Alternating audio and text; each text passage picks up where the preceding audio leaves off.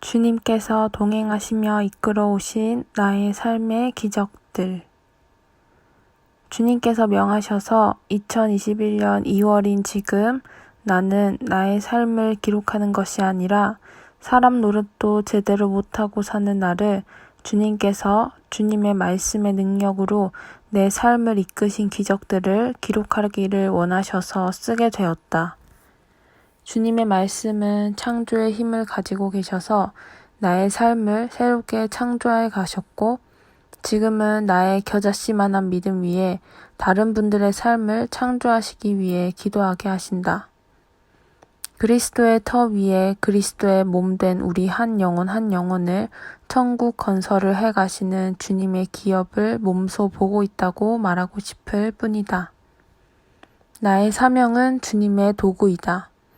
나의 뜻은 없는 주님 명하시면 무엇이든 어떤 것이든 순복하는 그것이 내게 주어진 일이고 내가 할 일이다. 나는 주님의 광대하심은 알지만 그 광대하심이 어디서부터 어디까지인지는 알 수 없다. 그저 광대하신 주님께서 주님의 재산이고 나를 아름답게 가꾸라 하셔서 어떻게 하면 주님의 아름다움을 가꾸어 드릴 수 있을까라는 고민을 하며 주님 하신 말씀들을 기록했다. 2021년 2월 10일 수요일 3시 43분에 주님께서 처음 부분에 쓰라고 주신 메시지. 나의 아름다움을 가꾸라.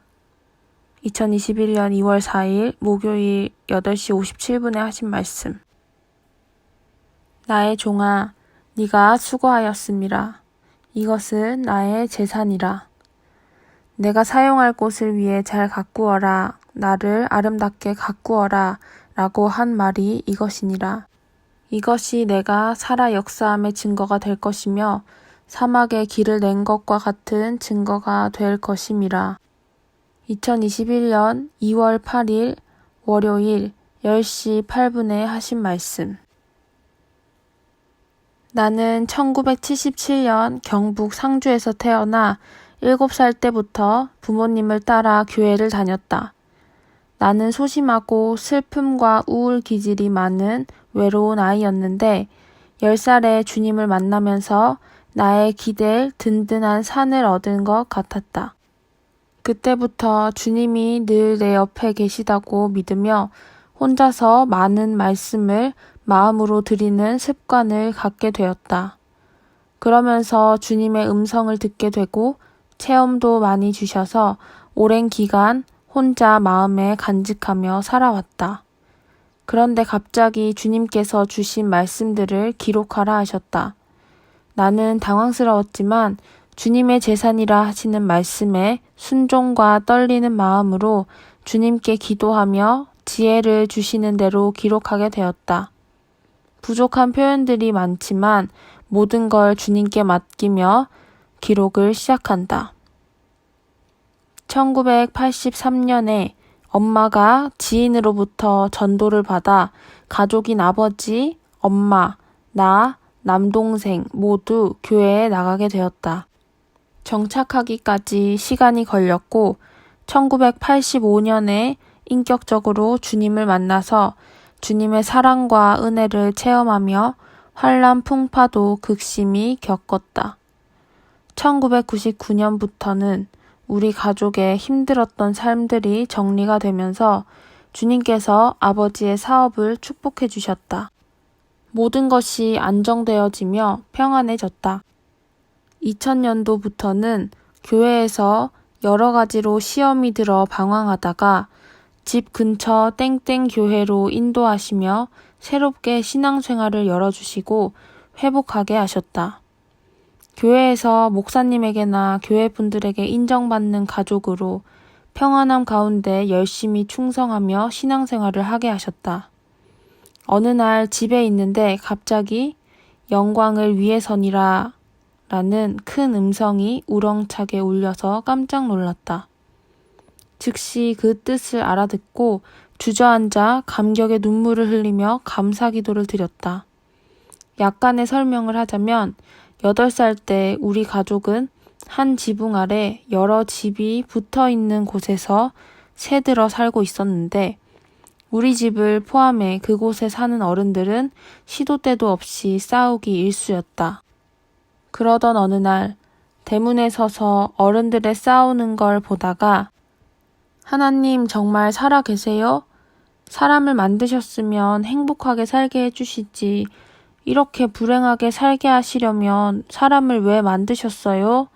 라고 하늘을 쳐다보며 얘기를 했었다.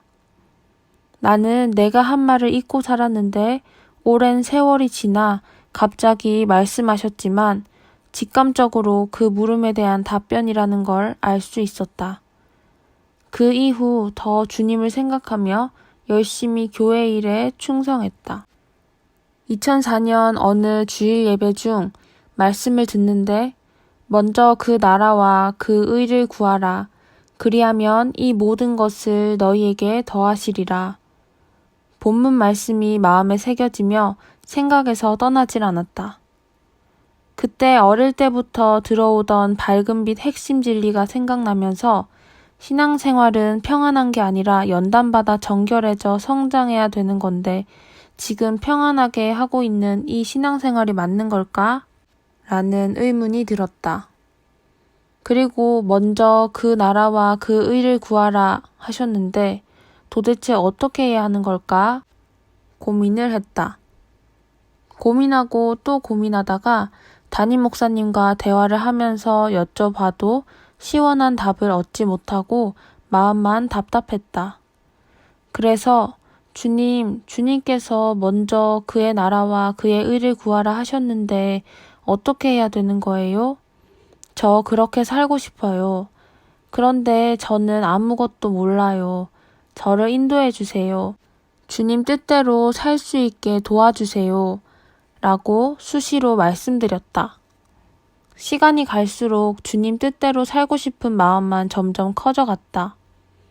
어느 날 교회 연합회 행사가 있어서 발표회로 주님 내가 여기 있사오니 찬양의 워십을 준비하게 되어 집에서 연습하던 중 그 찬양 가사가 나의 고백이 되어 주님께 나를 드리겠다는 뜨거운 눈물로 결단하는 큰 은혜를 주시기도 하셨다. 그렇게 시간이 지나면서 아버지 사업에 어려움이 생기게 되었고 아버지, 엄마, 나는 40일 작정 새벽 기도를 다니게 되었다. 하지만 어려움이 해결되지 않아 또 이어서 40일 작정 기도를 드렸다. 작정 기도 기간 중 나는 주님께서 내 기도를 기뻐하실까? 라는 생각이 들었고 주님께서 기뻐하시는 기도를 드리고 싶다 라는 간절한 마음이 들었다. 그러던 중 참빛교회 사모님께 전화가 왔다. 미국에서 루 땡땡땡이라는 목사님이 오셔서 예언 집회를 하신다고 초대를 해주셨다.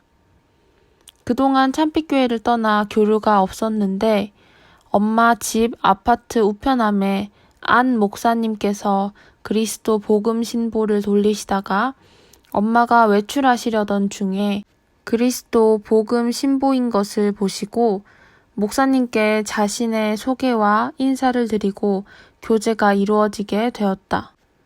교제한 지 얼마 되지 않아 사모님의 연락을 받았고 통화 후 나는 초대한 집회에 무조건 가야겠다는 강한 마음이 들어서 2006년 4월 14일 엄마와 친한 집사님과 함께 가서 기도를 받게 되었다. 룬 목사님은 기도 전략 자료집의 책을 주님께서 쓰게 하신 분이었다. 나는 내 마음의 소원을 아시고 주님께서 만나게 하신 것이라 생각하며 그 책을 가지고 기도하기 시작했다. 구하는 것을 이미 응답하신 말씀으로 찾아서 기도하는 방법인데 나에겐 새로운 차원의 기도였다. 나는 기대감과 설레는 마음으로 그 책을 쓰신 분의 주님을 만난 간증도 생각하며 열심히 기도했다. 그러던 중 말씀을 읽다가 나를 간절히 찾는 자가 나를 만날 것이라 라는 구절에 주님을 믿지만 직접 만나고 싶은 뜨거운 마음이 들었다. 그래서 작정 새벽 기도가 어려운 문제 해결의 기도에서 주님을 간절히 찾는 기도로 점점 바뀌게 되었다. 새벽 기도에 가면 주님 만나주세요, 만나주세요 하고 주님만 찾았다. 다음 날도 또 다음 날도 그런 마음으로 기도한 지 며칠이 지나서 드디어 주님을 만났다. 아니, 오셔주셨다. 나를 만나러 오셔주셨다. 그날은 기도하자마자 내 몸이 약간 오른쪽 아래로 쭉 들어가는 느낌이 들면서 세상은 온데간데 없고 나 혼자만 있는 것 같으면서 온통 환한 빛이었다. 내 영이 주님 오셨군요 하고 첫 마디를 외쳤고 그 뒤는 내가 말을 했는지 안 했는지도 모르겠다. 내가 몸 안에 있었는지 몸 밖에 나와 있었는지 사도 바울님의 고백처럼 아무것도 모르고 지금까지도 모르겠다. 무아지경에 아무것도 알 수 없고 주님 음성만 들렸다. 정신이 들어보니 1시간이 지났고 교회에는 아무도 없고 나 혼자만 있었다. 주님과 여러 가지 대화를 하고 웃기도 하며 너무 즐겁고 행복한 시간이었다. 주님은 하루에 2시간씩 기도하면 기도의 능력을 주겠다 라고 하셨는데 나는 그 와중에도 주님 2시간 너무 많아요. 1시간만 하면 안 될까요? 라고 말했다. 주님께서 웃으시며 그래 1시간 해라 라고 너무 인자하게 말씀하셨다. 그러면서 목사님께 기도 제목을 받아서 기도하라 라고 명하셨다.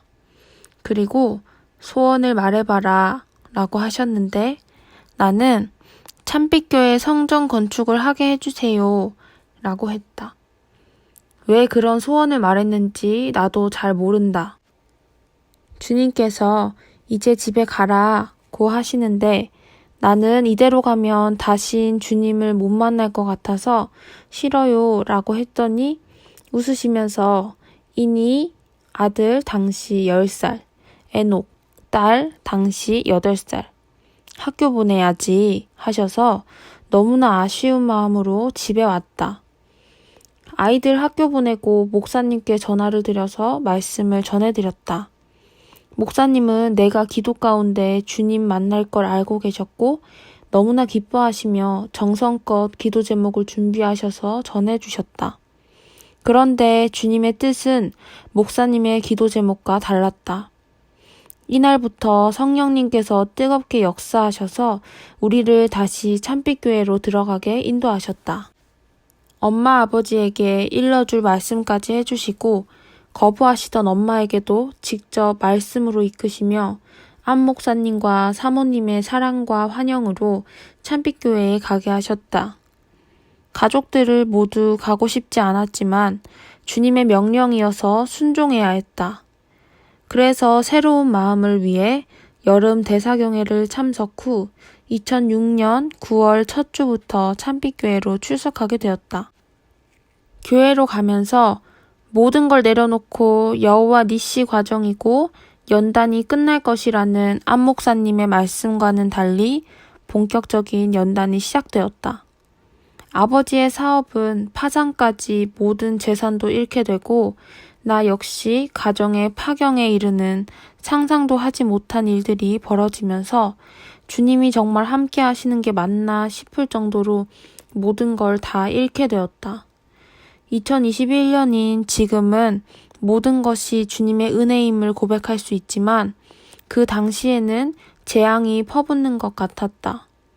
모든 사람이 저 집은 예수 믿고 완전 망했다고 말하고 떠나온 교회분들이 주님 뜻이라고 참빛교회로 가더니 뭔가 잘못되었다라고 비난하는 소리도 들려왔다. 그래도 끝까지 우리는 주님을 믿었다. 그래, 우리의 신앙의 길은 평안이 아니지, 연단이지, 이게 맞는 거야 라고 핵심 진리를 생각하며 가족들은 위안을 삼았다. 가정이 깨어질 무렵 나에게 주님께서 욕심이 잉태한 즉 죄를 낳고 죄가 장성한 즉 사망을 낳으니라 말씀을 해주셨다. 모든 것이 나의 욕심으로 비롯된 환난들이었다. 시간이 지나며 주님의 은혜로 인내하게 하셔서 연단이 될 수 있도록 축복해 주신 것이 매우 감사드릴 뿐이다. 감사를 100번, 1000번 드려도 모자란다. 하지만 우리 가정을 위해 많은 사랑을 주셨던, 또 많은 마음의 아픔을 겪으신 땡땡교회 목사님께는 너무나 감사드리고 또 많이 힘드셨을 것을 생각하면 주님께서 크신 은총을 주시길 간절히 바라는 마음이다. 목사님을 생각하면 마음이 아프지만 우리는 주님 뜻을 따라 순종했어야 했다.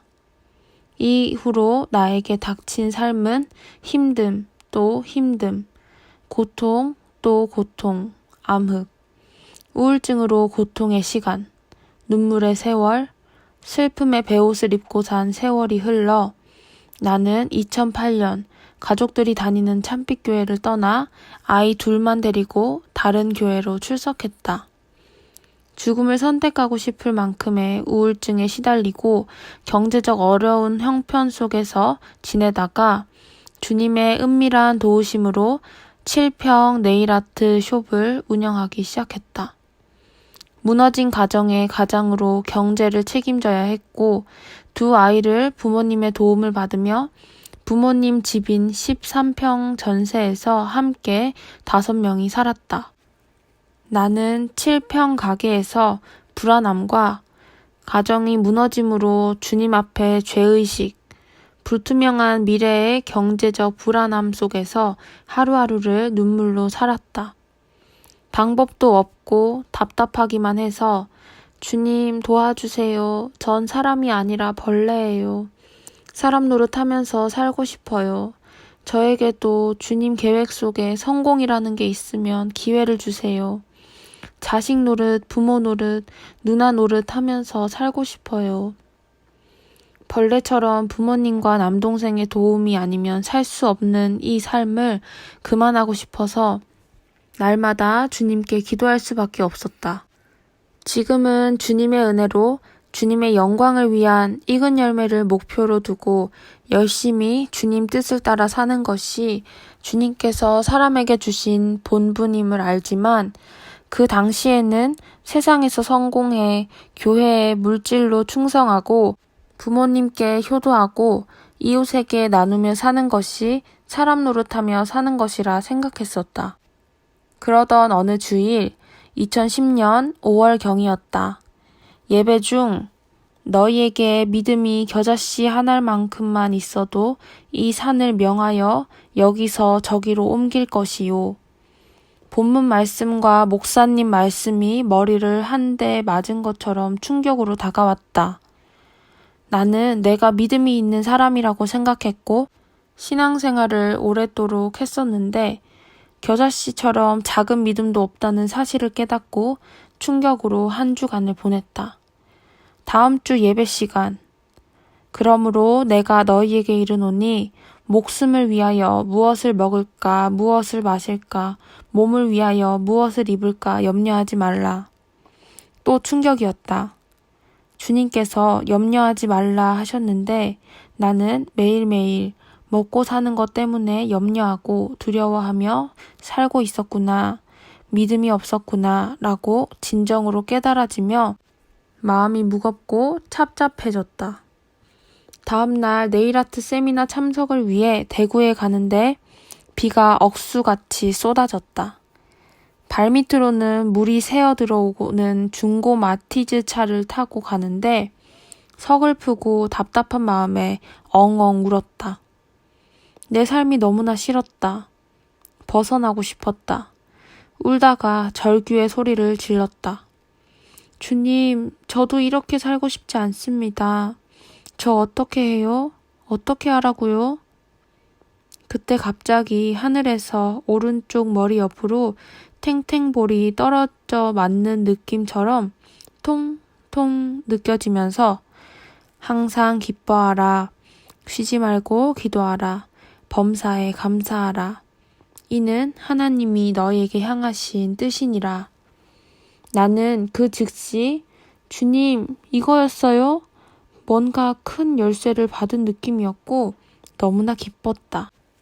세미나 참석을 어떻게 했는지도 모르게 가게로 돌아오자마자 거울 앞에 내 얼굴을 비춰봤다. 거울 속 나는 웃음 하나 없는 너무나 슬프고 근심의 얼굴이었다. 웃었다. 그래, 기뻐하라 하셨지. 지금부터는 웃어야지. 웃는 얼굴로 바꿔야지. 그 당시에는 기뻐하는 것이 웃는 것인 줄 알았다. 항상 기뻐하는 것은 주님과 상관없는 정욕적인 게 아닌 주님으로 인해 기뻐하는 것이라고 최근에 다시 교정해 주셨다. 그 당시는 너무 힘든 상황이니 기도는 쉬지 않고 하고 있었다. 이것도 주님은 내 생각의 기도가 아닌 믿음의 기도를 쉬지 않고 드려야 되는 것이라고 최근에 깨닫게 해주셨다. 범사에 감사하라.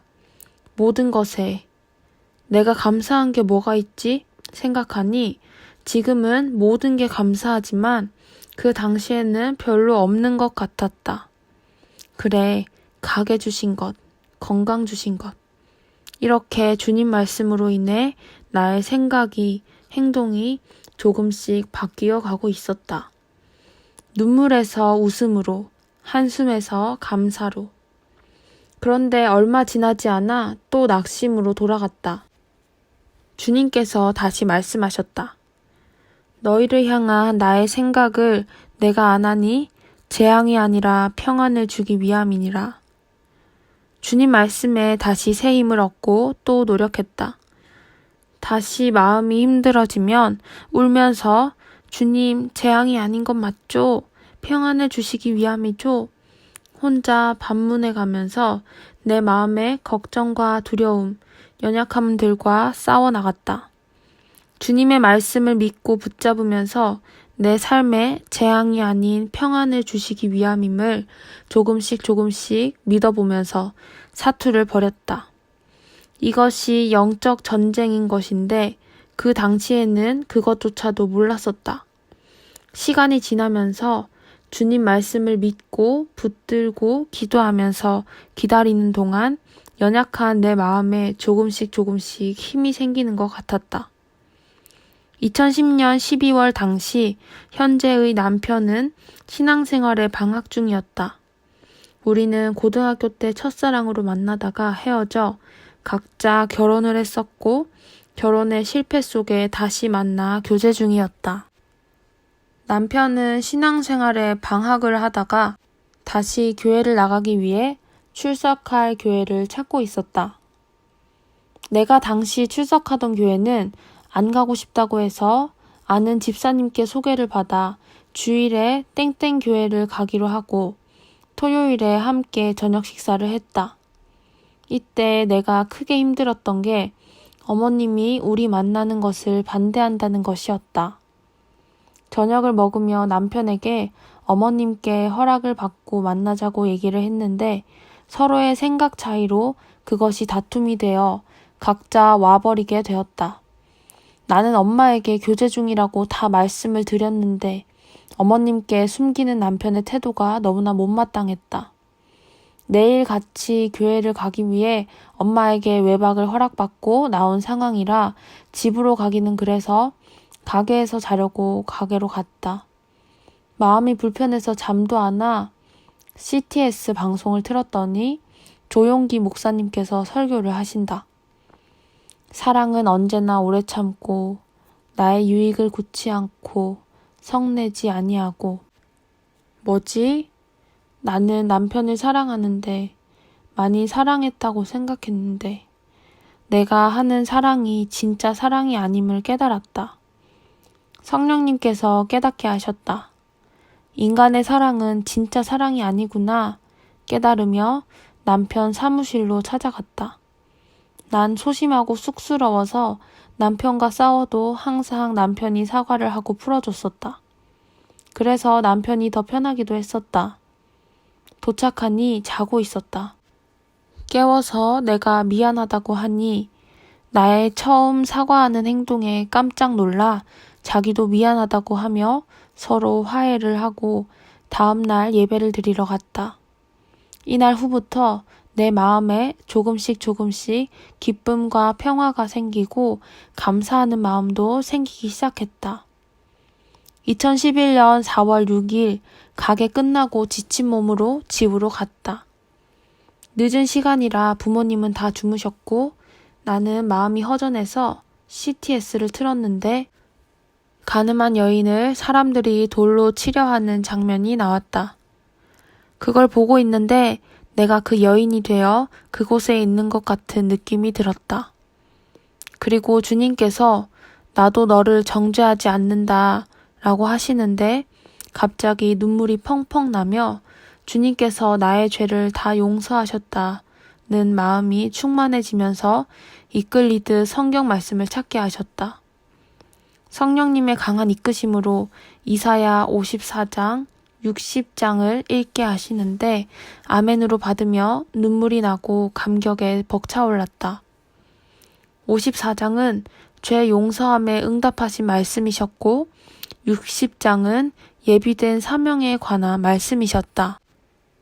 나를 지으시니가 하나님, 나를 부르시니가 하나님, 찬양이 함께 터져 나오면서 감격과 눈물과 감사와 다 표현할 길이 없다.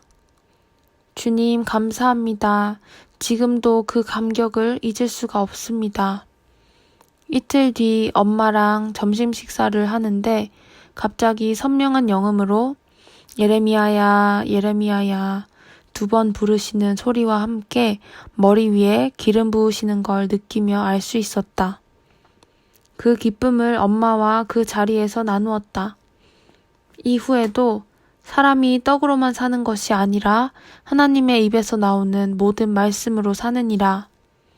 내 이웃을 내 몸같이 사랑하라 고 말씀하시고 4월 10일에는 믿음, 소망, 사랑, 그 중에 제일은 사랑이라 말씀하셨다.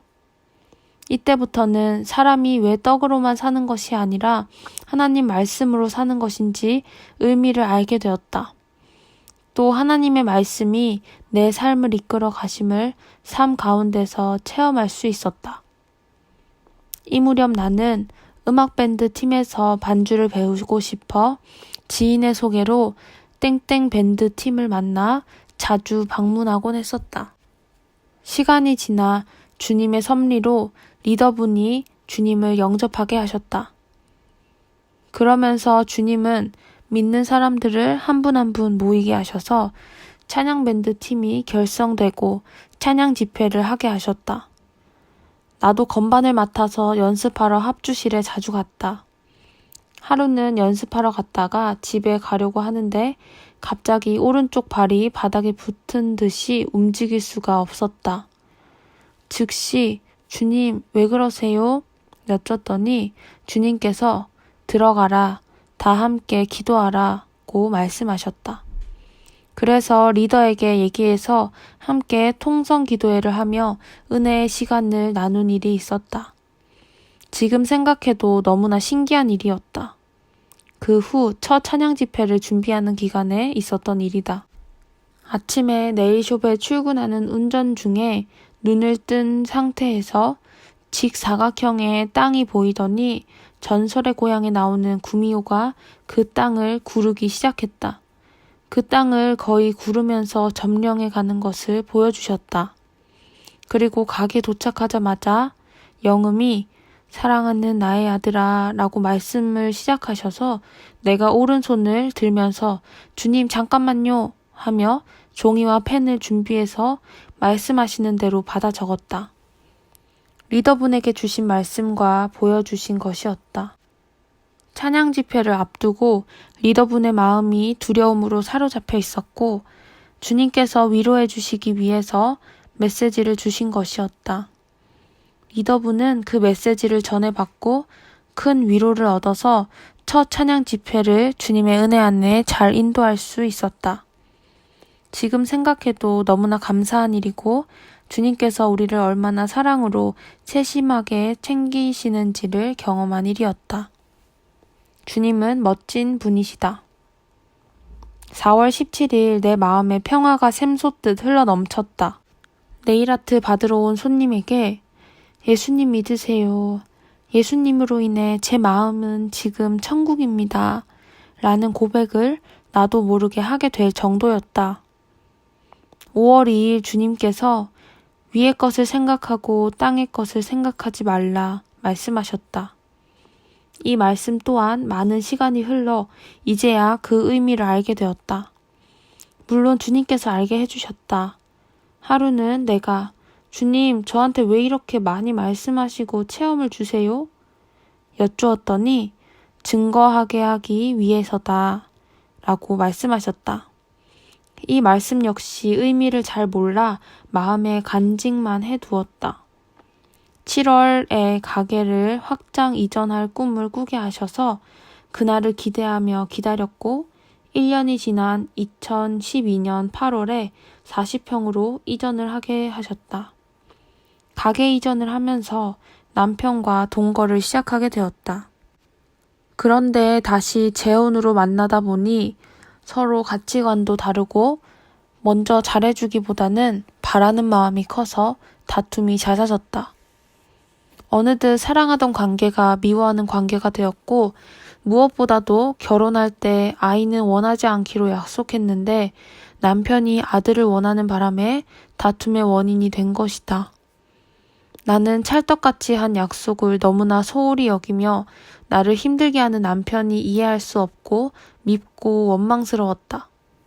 미움의 관계로 1년 정도 지난 2013년 9월 30일에 남편에게 순종하기를 주께 하듯 하면 남편이 나를 사랑하게 되고 내가 먼저 하나님 말씀을 지켜나갈 때 남편도 함께 할 것이라고 성령님께서 깨달음을 주셨다. 나는 다시 마음의 평안을 찾았고 2013년 10월 7일에 혼인신고도 했다. 이 무렵부터 유목사님과 만나게 되면서 교제를 했는데 이날 우연히 전화를 주셔서 혼인 신고한 것을 말씀드렸더니 축복해 주시며 저녁 식사도 사주셨다. 주님께서 유목사님을 통해서 마음껏 축복해 주신 것 같다. 그동안 내가 남편에게 하고 싶었던 말들을 주님께서 유목사님을 통해 하게 하시는 것 같았다. 한동안 주님께서 유목사님을 통해 남편에게 가정에서 남편 역할에 대해 깨우침을 주시는 것 같았다. 우리는 유목사님의 관심과 사랑에 감사해서 2014년 4월부터 참빛교회로 출석을 하게 되었다. 한동안은 평안했던 내 마음이 얼마 지나지 않아 깨졌었다. 주님께 기도했더니 남편을 사랑하라, 용서하라 하셔서 사랑했는데요, 용서했는데요 했더니 사랑은 용서하고 또 용서하고 용서하고 또 용서하는 것이라고 하셨다. 그 당시에는 나에게만 사랑하라 하시는 것 같아 마음에 억울함이 들기도 했었다. 시간이 흘렀다. 2014년 8월 2일 새벽에 마음이 답답해서 잠을 못 자고 있었는데 십자가 형상 같은 나무에 남편이 거꾸로 매달려서 머리와 발이 까맣게 썩은 채로 있는 모습을 보여주시면서 남편을 위해 기도하라. 기도하는 만큼 남편을 세우리라. 아내는 남편을 돕는 배필로 두었다. 라고 말씀하시고 네가 하나님께 큰 은혜를 받았고 그 은혜를 중보자가 되어 다른 사람들에게 축복의 통로가 되는 것. 특히 남편을 위해 중보기도 해야 하고 그것이 하나님이 가장 원하시는 것이다. 라고 말씀해 주셨다. 또 꿈을 꿨다. 산으로 올라가는 가파른 오르막길을 남편이 오던 차를 운전해서 올라가다가 멈춰 있는데 내가 차 밖에서 큰 소리로 밟아! 하고 외치니 남편이 세게 밟으면서 그 길을 올라가는 것이었다. 그때 무슨 뜻인지 몰랐지만 지금은 이 일을 주님께서 이루어 가고 계셔서 감사드릴 뿐이다. 2012년 11월부터 아는 지인을 통하여 화장품 사업을 접하게 되었는데 이건 역시 주님의 뜻으로 만나게 되었고 주님의 사인으로 일을 시작하게 되었다.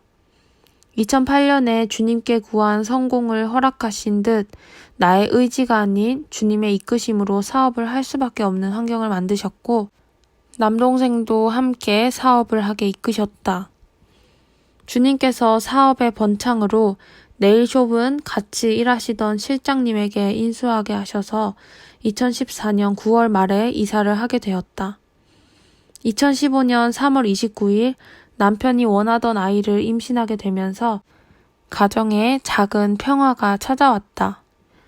나는 여러 가지 이유로 아이를 원치 않았지만 임신 1년 전 남자 아기가 강보에 쌓여 침대에 누워있는 것을 보여주셔서 나 또한 주님의 뜻으로 받아들이고 있었는데 주님 주신 생명이 우리에게 찾아온 것이고 남편은 너무나 행복해했다. 31일 집에서 대신방 예배를 드렸는데 유목사님을 통해 나의 사랑하는 종아, 가는 길을 예비하고 열렸으니 나를 의지하라. 내가 곧 이루리라. 사업은 훈련이니라. 라고 말씀하셨다. 종이라고 하셔서 깜짝 놀라고 무엇을 이루신다는 것일까 생각하며 마음에 담아두었다. 출산 1년 정도 지나서 쓴 나의 일기를 기록해 본다. 2016년 12월 20일 밤 12시 아이가 자는 옆에서 주님을 생각하며 드린 내 마음의 소망. 이 모든 것이 주님의 은혜이다. 너무나 감사하다. 난 주님의 진정한 친구가 되고 싶다. 주님의 비밀을 알고 싶고 주님의 마음을 알고 싶고 그 마음에 합한 사람이 되고 싶다. 다윗 왕처럼 주님을 너무나 사랑하는 그런 제가 되고 싶고 그런 남편이 되길 바라고 그런 아이들이 되길 소망합니다. 다윗 왕처럼 하나님을 사랑하는 하나님 마음에 합한 자. 여호와께서 그 왕에게 큰 구원을 주시며 기름 부음 받은 자에게 인자를 베푸시며 영원토록 다윗과 그 후손에게로다. 아멘. 아버지, 말씀의 지혜를 주시옵소서. 물질의 복도 주시옵소서. 이 글을 쓰고 있는 지금 2021년 2월, 이때 2016년 12월 20일 주님께 기도드린 나의 소망들을 이루어 가시는 기적을 목도하고 있다. 나에게, 남편에게, 아이들에게 놀랍게도 주님의 마음과 비밀을 알려주셔서 기도하게 하시고 있다. 바라는 것들이 모두 실상이 되어 간다. 이젠 내게 부러움도 두려움도 아무것도 없다. 나의 주님이 계시니 무엇이 부럽고 두렵겠는가?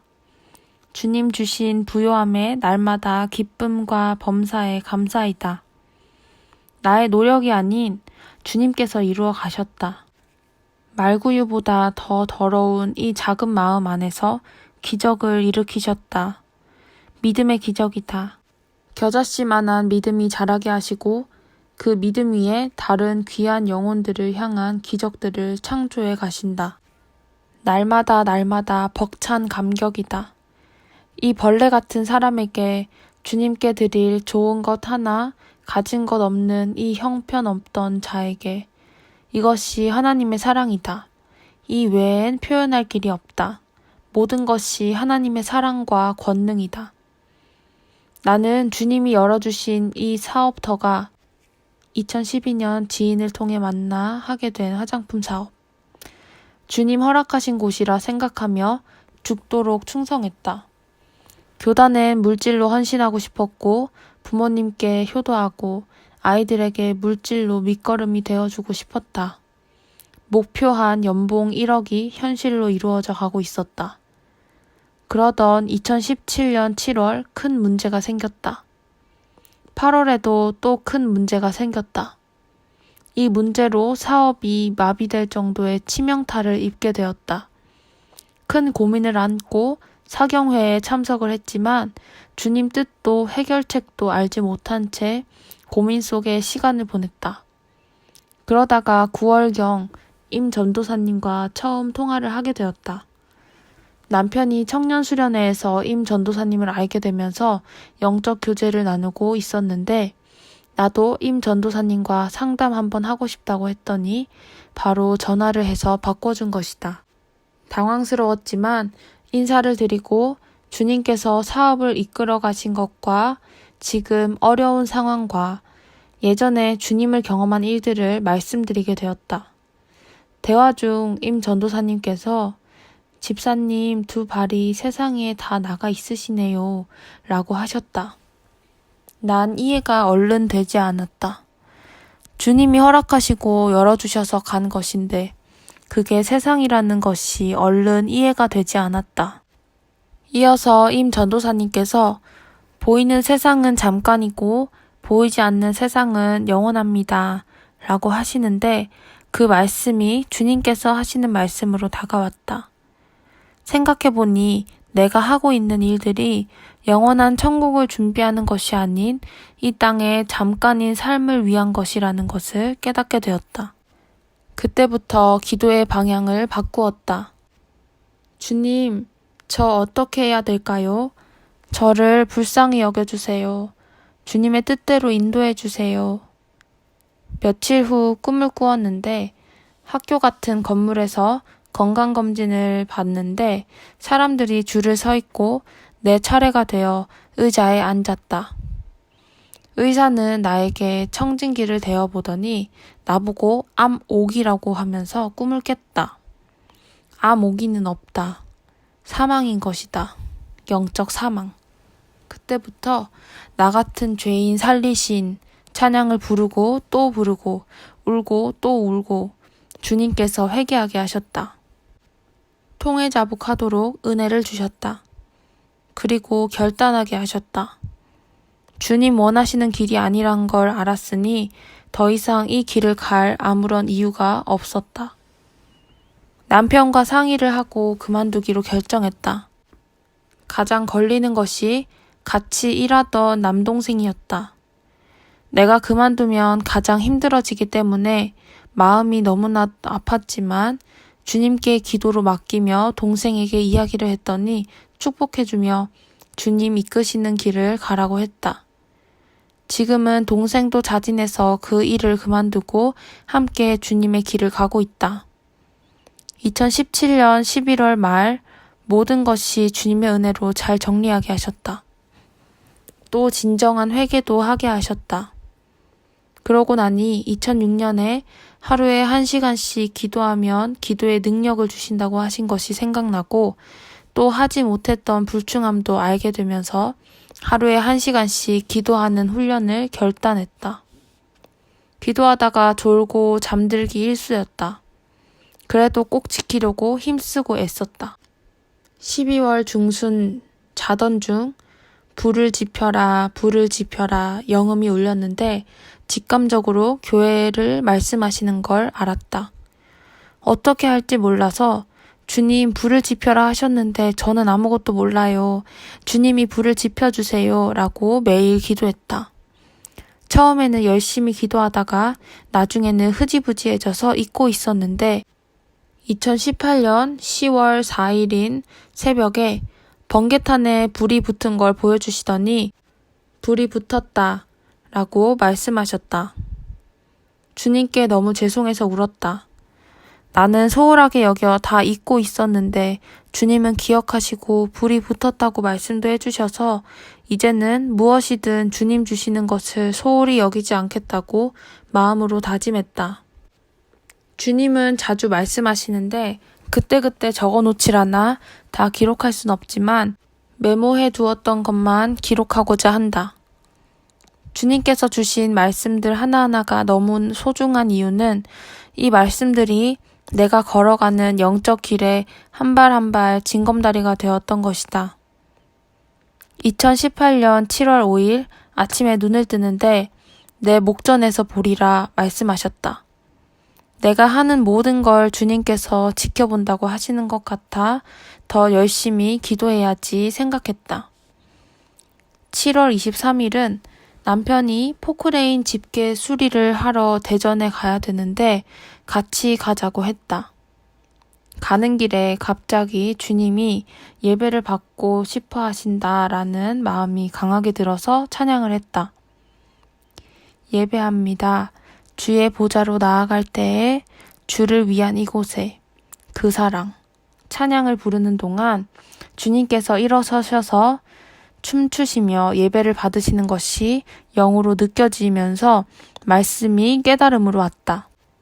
하나님의 명령이나 율법들이 우리를 위한 것이기도 하지만 주님 당신을 위한 질서를 지키기 위함인 걸 깨닫게 하셨다. 왜냐하면 주님은 너무나 사랑이 많으신 바보이셔서 그 법이 없다면 다 용서하시고 다 주고 또 주고 싶으신 본성이시기에 그것이 아버지 하나님의 마음이시다. 그러면서 하나님의 사랑을 느끼게 하셨는데 감당하기가 힘들 정도였다. 또 다른 걸 알게 하려고 하셔서 그만 주세요. 더 감당하기가 힘듭니다. 라고 말씀드렸다.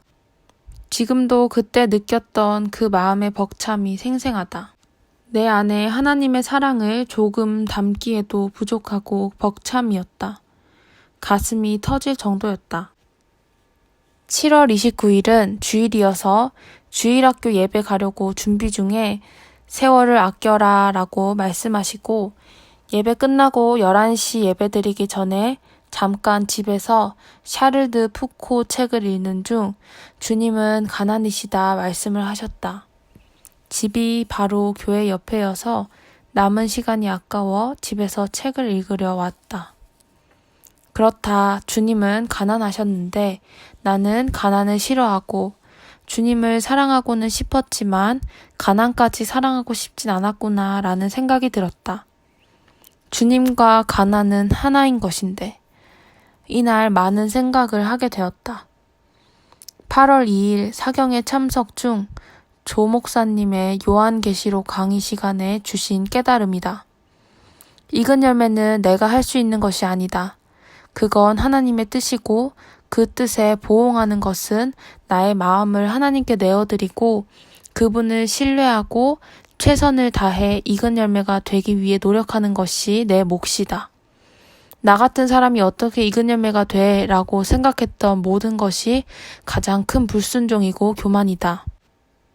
8월 3일 폐회 예배 중에 나의 사랑을 입은 자여 라고 말씀하시고 목사님들을 향해 심령이 깨끗하지 않다 라고 말씀하시며 반주 소리도 꽹과리 소리로 들려왔다. 이후 더 교단을 위해 기도하게 하셨다. 8월 5일 주일이다. 공과 시간에 분반 아이들을 데리고 던킨도너츠에 가서 같이 대화를 하는 중에 주님께서 축복 기도를 해줘라 하셔서 아이들에게 기도를 해주었다. 오후 예배 시간에 주님께서 한 아이에게 순종하는 자유의지가 묶여있다. 엄마의 금식이 필요하다 라고 하셔서 엄마에게 전해드렸다. 이니가 큰아들, 주님을 향한 간절한 마음을 갖도록 기도해라 라고 말씀하셨다. 너는 미움을 많이 받을 것이다. 르네세를 통해서 미움받는 훈련을 하지 않았느냐? 3년 동안 사역이라고 말씀하셨다. 르네셀은 그만둔 화장품 사업. 8월 13일 은혜의 빗줄기를 찾아라. 구하라 그리하면 주실 것이요. 찾으라 찾을 것이요. 라고 말씀하시고 한참 지나 내가 너와 항상 함께하리라 하셨다. 8월 17일 아침에 도어가 열리면서 그레이색의 모던하고 고급스럽고 세련된 싱크대에 양문형 고급 냉장고까지 갖추어진 주방이 보이고 때가 되면 내 양을 먹을 것이라 라고 말씀하셨다. 8월 31일 말씀을 읽다가 마태복음 19장 26절에 사람으로는 할 수 없으되 하나님으로서는 다 할 수 있느니라 말씀에 크게 깨달음으로 다가왔다. 하나님 뜻은 익은 열매의 목표를 두고 사는 것이고 어떻게 익은 열매가 돼? 라고 생각하는 것도 불순종이고 교만이라고 하셨지만 그렇다고 익은 열매의 뜻을 두는 것도 마음이 무겁고 힘들었었는데 이 말씀에서 해답을 찾은 것 같았다. 나는 할 수 없지만 하나님으로서는 다 할 수 있다는 말씀이 믿어졌고 너무 감사하고 감격스러워서 눈물이 났다. 이날부터 내 삶의 목표는 익은 열매였다. 물론 첫 번째인지 두 번째인지 세 번째인지는 모르지만 이은 열매가 되기 위해 힘쓰는 하루하루를 사는 것이 내가 할 일이다. 내 삶의 목표를 바꾸고 나니 세속적인 삶의 환경도 정리하고 싶고 지출도 줄이고 좀 더 검소한 삶을 살고 싶었다. 지금 살고 있는 아파트를 팔고 빚도 갚고 무언가 새롭고 가볍게 살고 싶은 마음이 들어 남편이 제안을 했던 20분 떨어진 곳에 문중 집터가 있는데 그곳에 집을 짓고 살면 어떻겠냐? 라고 한 말을 내가 다시 물으며 이사 가자고 했다. 그리고는 기도를 통해 3번 사인을 받고 주님의 도우심으로 2020년 4월 말 이사를 오게 되었다. 10월 29일에 대신방 예배 중 유목사님을 통하여 너희에게 족하다. 쉬지 말고 기도하라. 천국을 침노하는 가정이 되리라 말씀해 주셨다. 이 말씀대로 우리를 이끌어 주셨다. 주님의 도움으로 하루에 1시간 기도를 하면서 많은 은혜도 주셨다. 2019년 2월 7일 내 마음이 주님을 더 향하길 바라는 마음으로 이틀 금식을 드렸는데 내 영이 아버지 새롭게 해주셔서 감사합니다 라고 고백드리는 소리도 들었다. 2월 16일 새벽 너희는 이 세대를 본받지 말고 오직 마음을 새롭게 함으로 라고 말씀하셨다. 3월 어느 날 꿈을 꾸었다. 내가 수술대 위에서 준비된 마음으로 누워있다. 심호흡을 하며 왼쪽 코로 들어올 마취솜의 고통을 기다린다. 마취솜이 들어오면서 의식이 사라지고 다시 눈을 뜨자 수술 후 병실 침대에 앉아있다.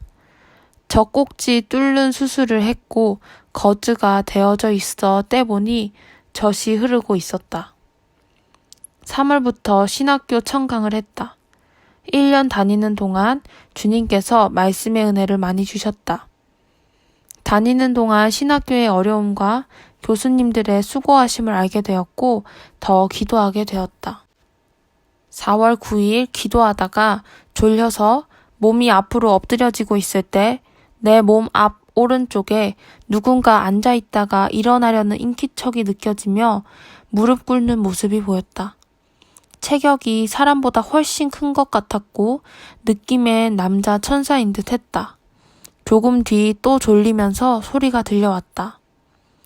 왜 분열이 있나 봤더니 반드시 분명한 목소리로 이것만 들렸다. 4월 10일 기도하다가 또 졸았는데 머리 위에서 소리가 들렸다. 악한 남자 영이라는 게 알아졌다. 그건 지옥 가고도 남어. 다른 악한 남자 영. 빵꾸가 나버렸는데? 선한 여자아이 영. 엄마. 선한 엄마 영. 오, 그래. 눈을 떴다가 다시 감았는데 내 영이 그들은 혼란스러운 상태 라고 말을 하고 내 차가 보이면서 일이 끝난 후처럼 장갑 3개가 하나씩 잘 뭉쳐져서 정리된 것이 보였다. 조금 뒤 모 집사님이 보이면서 휴대폰을 들고 딸이 보낸 카톡을 보려고 하는데 톡이 열리지 않아서 계속 열려고 하시는 모습이 보였다. 이어서 다른 집사님을 보여주시며 집사님을 위해서 기도하라 라고 하셨다. 며칠 뒤 기도 중에는 어느 집사님이 눈이 많이 내린 산을 오르는데 산악 등반 장비를 덜 갖춘 상태인 모습을 보여주셨다. 집사님들에게 중보기도가 필요해서 주님이 보여주신 것 같아 며칠 동안 집중해서 기도드렸다. 9월 10일 새벽 이기기를 다투는 자마다 라고만 말씀하셨다. 모든 것에 절제하기를 원하셔서 말씀하신 것 같아 절제해 보려고 했지만 의지가 약해서 잘 안 되는 것 같다. 주님께서 전적으로 도와주셔야 될 것 같다. 9월 12일 새벽 네 마음을 다하고 목숨을 다하고 뜻을 다하고 힘을 다하여 주 너의 하나님을 사랑하라고 말씀하셨다. 마음도 다하고 목숨도 다하고 힘을 다해서 주님을 사랑하길 원하시는데 주님보다 나를 사랑하는 것이 너무나 많다. 주님 이끌어 주세요. 저도 이렇게 주님을 사랑하고 싶어요. 라고 말씀드렸고 2021년 2월 지금은 주님을 더 사랑할 수 있도록 주님께서 이끌어 주신 것 같다. 주님을 향한 나의 진심의 고백을 언제나 받으시고 이루어 가시는 것 같다. 나는 지금 주님이 너무너무 좋다. 주님만 생각하면 기쁘고 행복해서 춤이 절로 나온다. 9월 23일 신학교 끝나고 오는 길 차 안에서 많은 머리띠가 끈으로 주렁주렁 매달려 있는 것처럼 먼 거리에서 보이다가 가까이에서 보인다. 다시 보니 머리띠가 아니라 손거울들이 네모난 콘크리트 바닥 위로 줄에 매달려 묶여 있었다. 이어서 물통이 보이더니 어떤 손이 그 물통을 열었고 그걸 내가 마시려고 하는 것이 보였다. 무슨 뜻인지 생각해봐도 뭔지 잘 모르겠다. 차 안에서 동생이랑 올케에게 얘기하면서 주렁주렁 달린 것이 귀곡 산장 같다고 말했었다. 9월 26일 새벽에 주님께서 송집사 이라 그건 너의 마음이다. 그 거울은 내가 매달아 놓았다. 너는 왜 귀곡 산장이라 하였느냐? 그 거울들이 네 마음을 비출 것이다. 네가 예전에 내가 주는 말씀들을 징검다리라고 한 것처럼 거울이 비치는 것들을 하나하나 따라가면 된다고 말씀하셨다. 다른 말씀들도 하셨는데 아침에 일어나니 생각이 잘 나지 않아 기억나는 것만 기록했다. 이후에는 집 짓는 일에 몰두하느라 주님 말씀이 거의 없으셨고 주님 말씀도 메모를 하지 못했다. 2020년 12월 20일 주일 예배 중에 노트 정리를 해서 목사님을 만나라 라고 하셔서 기록을 시작하게 되었다. 그래서 굿쪽에 나오는 2020년 주님 하신 말씀들을 먼저 기록하고 있었는데 2021년 2월 3일에 주님께서 2020년 이전에 주셨던 말씀들도 기록하라고 하셔서 8쪽을 더 기록하게 되었다. 임 전도사님께서 수정을 도와주셔서 지금의 완성본이 만들어졌는데 더 수정을 해야 할지 고민하는 중에 2021년 2월 19일 22시 20분 주님께서 더 수정할 거 없다, 완벽하다 라고 말씀하셔서 마무리하게 되었다.